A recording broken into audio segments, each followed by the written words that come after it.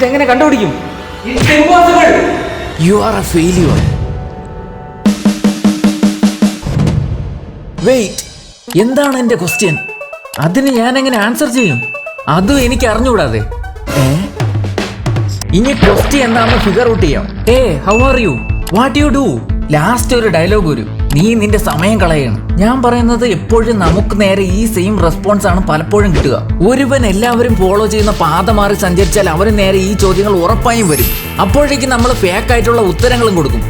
ഞാൻ സുഖമായിരിക്കുന്നു. ബട്ട് നമ്മുടെ മൈൻഡിനെ നമുക്കല്ലേ അറിയാവൂ. ഇപ്പോ അതിന്റെ സമയമാണ്. Try to find the answer.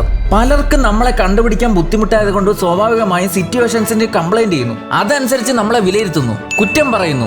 എന്ത് കഠിനമായ സാഹചര്യമാണിത്, ഇതൊന്നും അവനെ കൊണ്ട് പറ്റുമെന്ന് തോന്നണില്ല, വേസ്റ്റ് ഓഫ് ടൈം എന്നൊക്കെ പറഞ്ഞ് മറ്റുള്ളവർ നിങ്ങളോട് പലതും പറഞ്ഞിട്ടുണ്ടാവാം. ഇതെല്ലാം കേട്ട് നമ്മുടെ മനസ്സ് തന്നെ മറ്റുള്ളവർ പറയുന്ന പാതയിലേക്ക് നീങ്ങാനായി വ്യതിചലിച്ചേക്കാം. നമ്മൾ നമ്മളെ തന്നെ മറന്നുപോയി എങ്കിൽ ഈ കഥ ഇവിടെ ജനിക്കില്ലായിരുന്നു. നമ്മൾ നമ്മളെ കണ്ടുപിടിക്കാൻ മറ്റുള്ളവരെ നോക്കിക്കൊണ്ടിരിക്കുന്നു. Guides, direction, right path etcetera.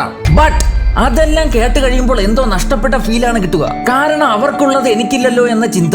എനിക്കിഷ്ടപ്പെട്ട ഒരു കോട്ടുണ്ട്, if you don't like something change it.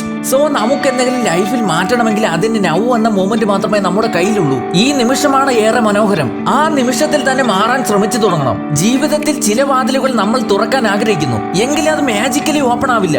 അതിന് ഇന്നു മുതലേ നാം എടുക്കുന്ന പരിശ്രമങ്ങൾ ഒരു ദിവസം നമുക്ക് വേണ്ട വാതിലുകൾ തുറക്കാൻ കാരണമായേക്കാം. സോ ആ എക്സാക്ട് ഡേ ആണ് മാജിക് സംഭവിക്കുക. അതുകൊണ്ട് തന്നെ നമുക്ക് വേണ്ട ഉത്തരം ഒരിക്കലും പുറത്തു തേടിയാൽ കിട്ടില്ല. അത് നമ്മുടെ ഉള്ളിൽ തന്നെയാണുള്ളത്. എന്നാൽ ഹാർഡ് പാർട്ട് എന്തെന്നാൽ അത് കണ്ടുപിടിക്കുകയാണ്. അതിൽ ഇമ്പോർട്ടന്റ് എന്ന് പറയുന്നത് നിങ്ങളാണ്. It's you versus U.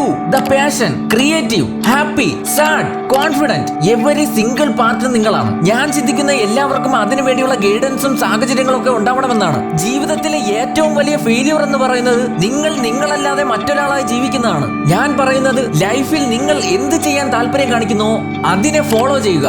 എന്റെ ലാംഗ്വേജിൽ പറഞ്ഞാൽ വൺ ഐഡിയ ലൈഫ്. സബ്സ്ക്രൈബ്.